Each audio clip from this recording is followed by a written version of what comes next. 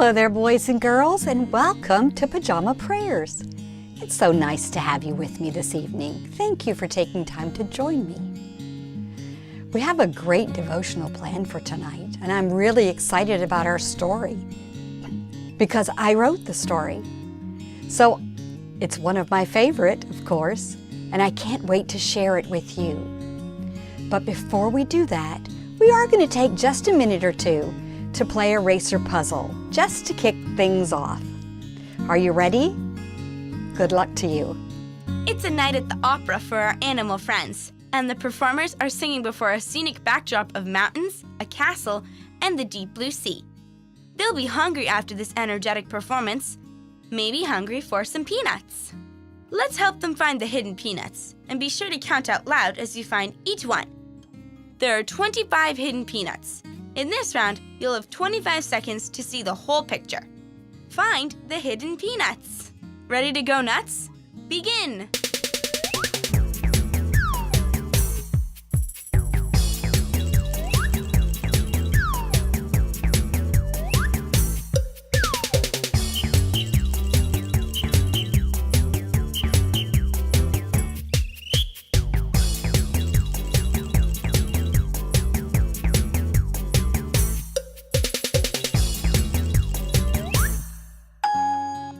How many peanuts did you find? If you found 10, that's a good start. Okay, let's try it again. Only this time, you'll have a whole minute to find as many peanuts as you can. Ready? Go!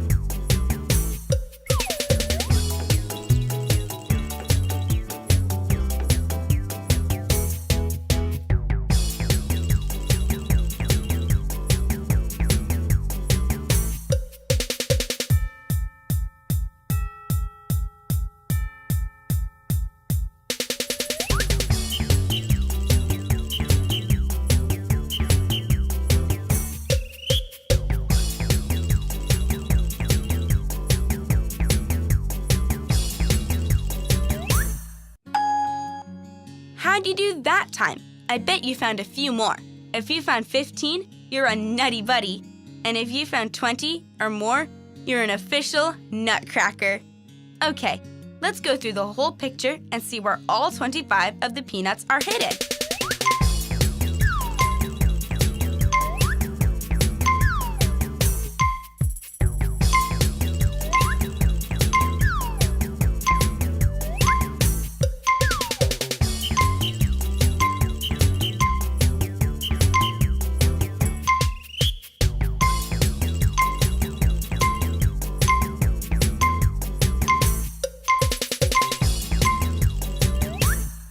It's hard to tell who's having more fun, the audience or the performers on stage. But one thing is certain, the singers don't mind working for peanuts. Well, I hope you did really well finding the objects, and I hope you had a really good time. And now we're going to go to the story. Our story is a little bit longer tonight than it usually is, but I think it's a good story. The name of the story is Smiley's Christmas Eve. And it took me a while to write it, boys and girls, and get it published, but it was a fun process and something new that I learned how to do, and I'm really thrilled to share it with you. I hope you enjoy it. Listen while I read Smiley's Christmas Eve.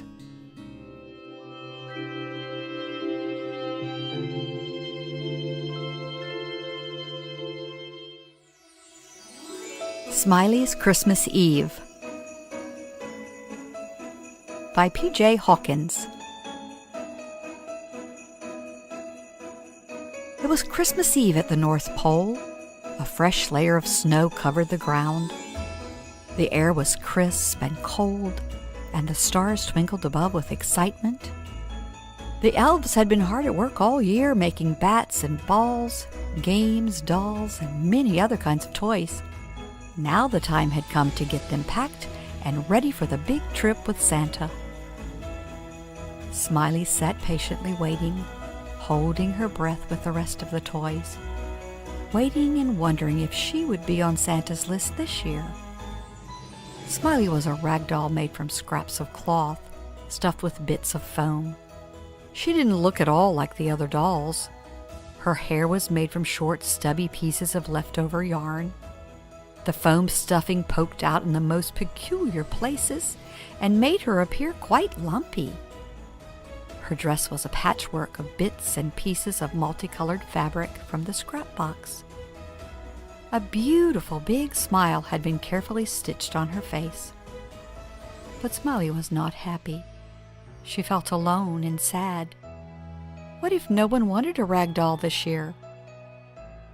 Doesn't anyone play with rag dolls anymore? Smiley thought to herself.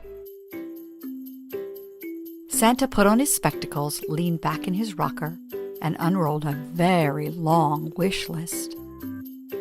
After giving thoughtful consideration to each request, he selected just the right toy for each girl and boy. The workshop was silent. All the toys held their breath, hoping that they would be on Santa's list.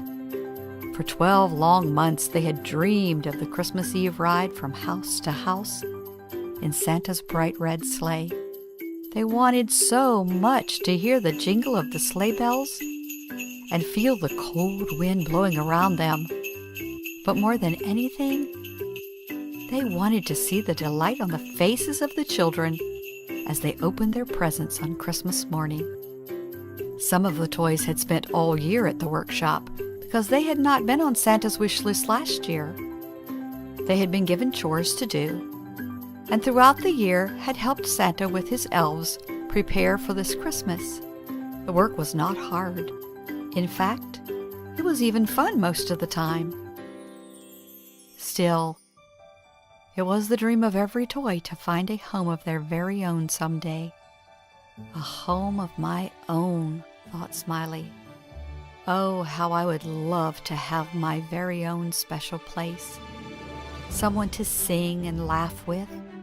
A place with my very own friend to share my dreams.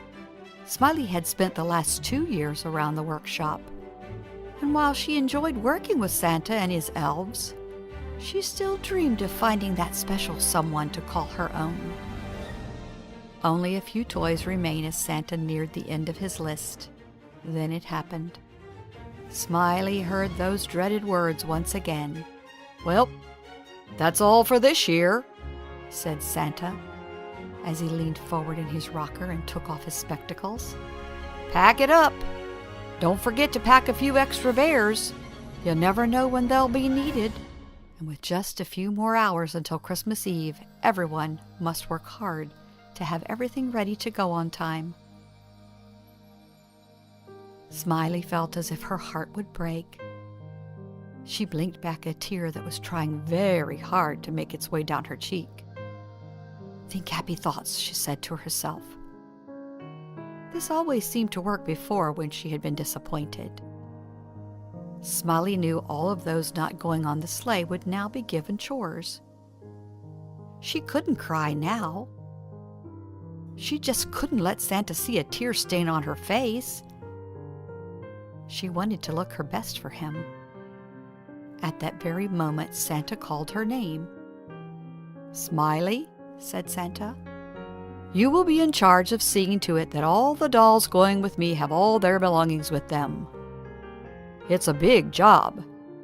Can you handle it?" "Yes," Smiley said in her bravest voice. For the moment, her disappointment seemed to disappear.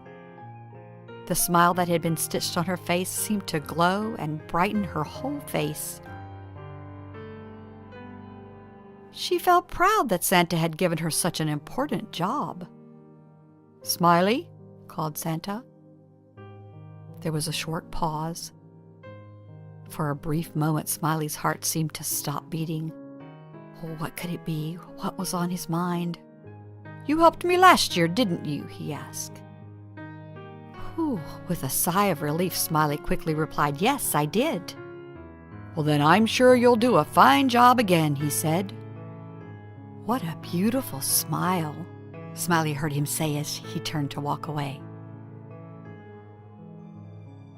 Smiley went to work right away, carefully collecting the belongings of each doll, making sure nothing was left behind.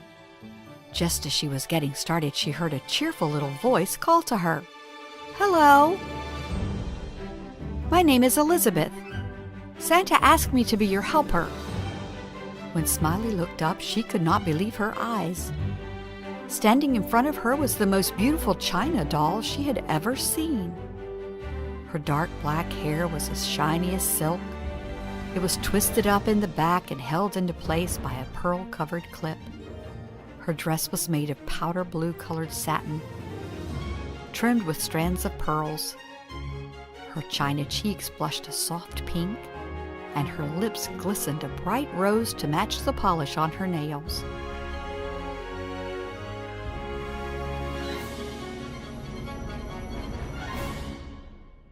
"How is it that no one wanted her?"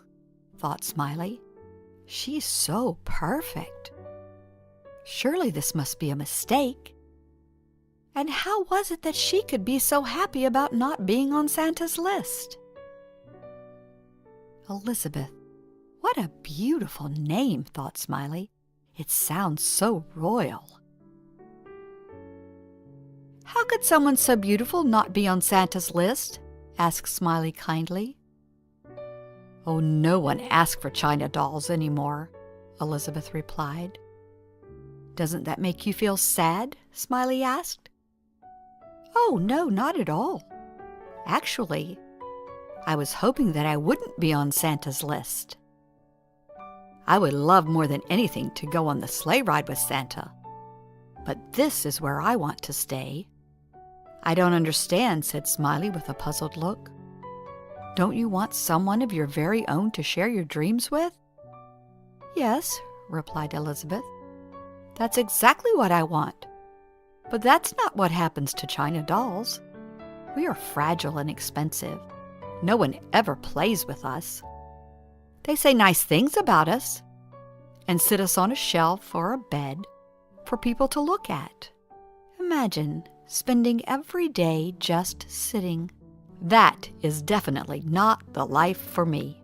And with that said, they went to work.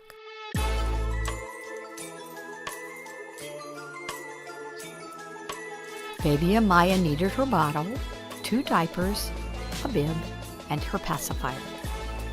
Sophia needed her laptop. Miguel had to have his scooter, and Quentin his apron and chef's hat.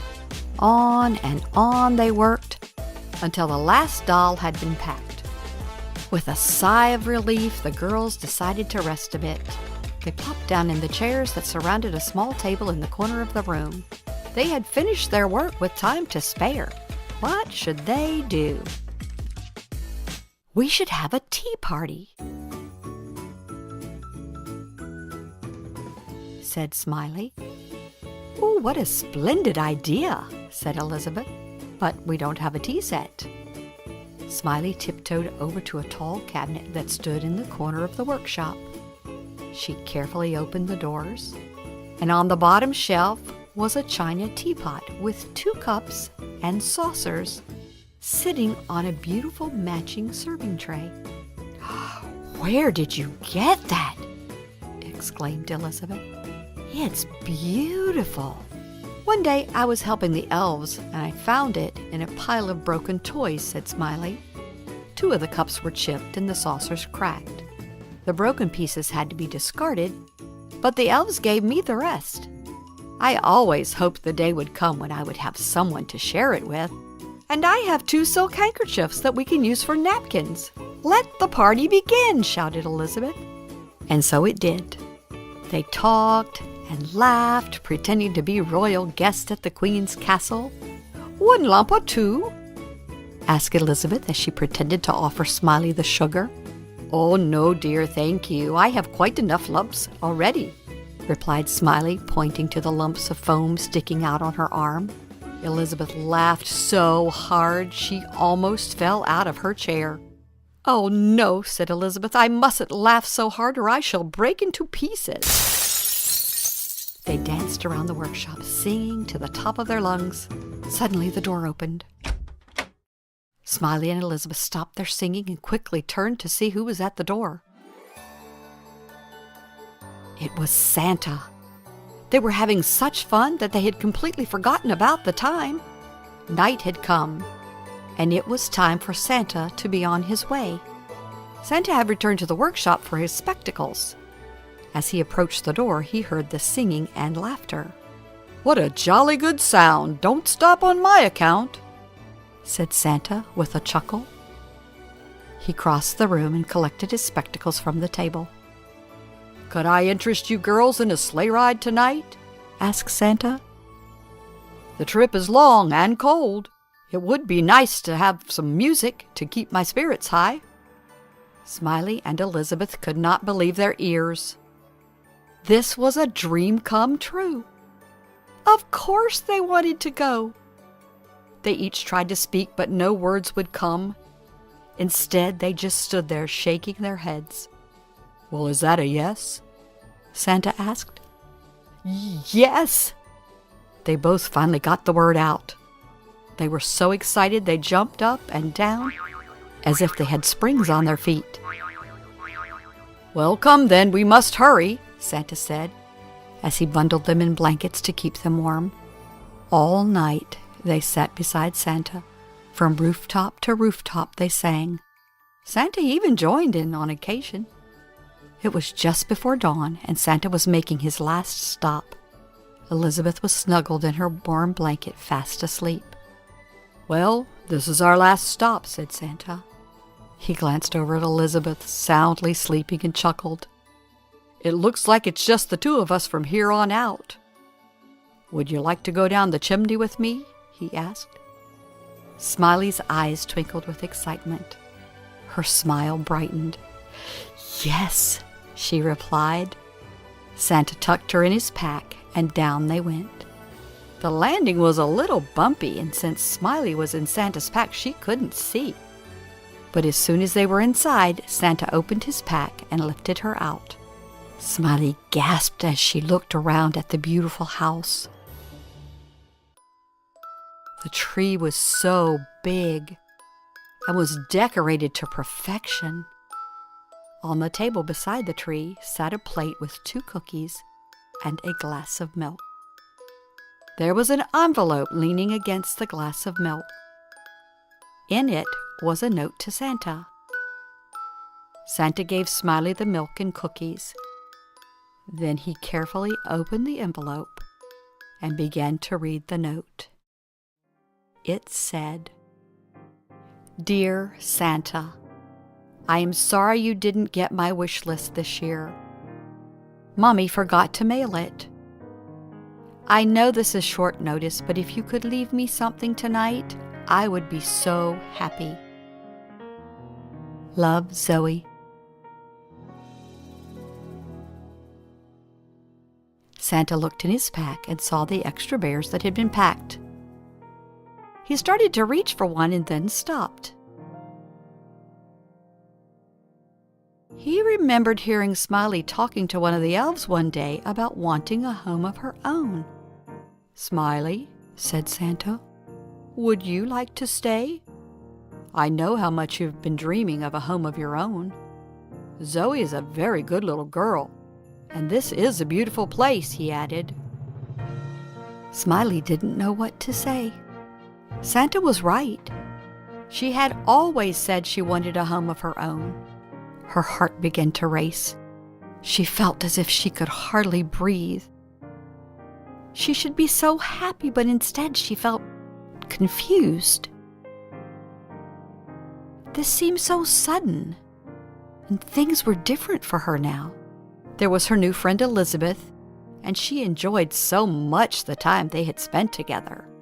And what about all the work she helped with at the workshop all year long? Who would help if she were to leave? And what about Santa? She was the only one left to keep him company on his ride back home. Home, thought Smiley. The word seemed to shout at her. She paused for a minute to ponder the thought. I have had a home all along. I already have my own special place, she thought. She was so caught up in her thoughts she hardly heard Santa. It's up to you, he said. I can't stay, said Smiley. I already have a home.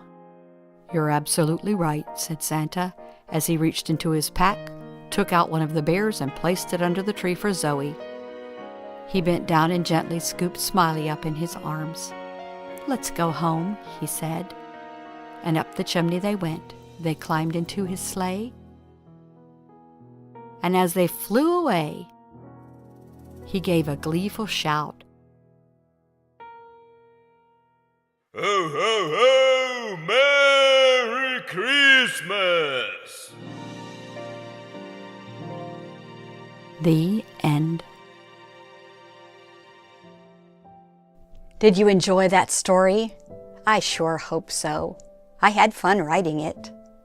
You know, boys and girls, a lot of times we find ourselves in the same situation as Smiley. We're just not content with what we have.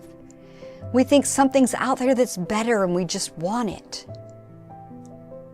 But as Smiley found out, if she had just been patient, if she had just opened her eyes to see she really was exactly where she wanted to be.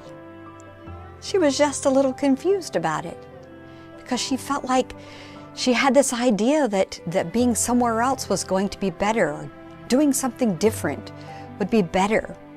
The best place for us to be, boys and girls, is right where God puts us. He says in His Word that He had plans for us, and they were plans for good and not to harm us. We can trust God. To follow His plan is the best thing you can ever do in your whole life.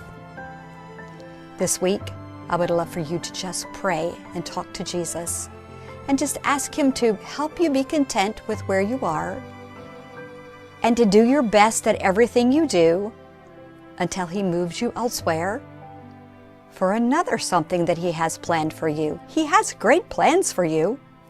So enjoy where you are now and enjoy where He takes you.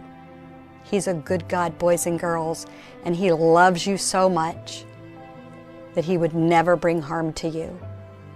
He's always watching over you and always being with you. I hope you have a great holiday season, the rest of it, a Merry Christmas. And know that I love you to pieces. And come back again next Saturday for another great story. Until then, turn to someone there with you and say, you are worth more than you know, capable of more than you think, and loved more than you can imagine. Good night.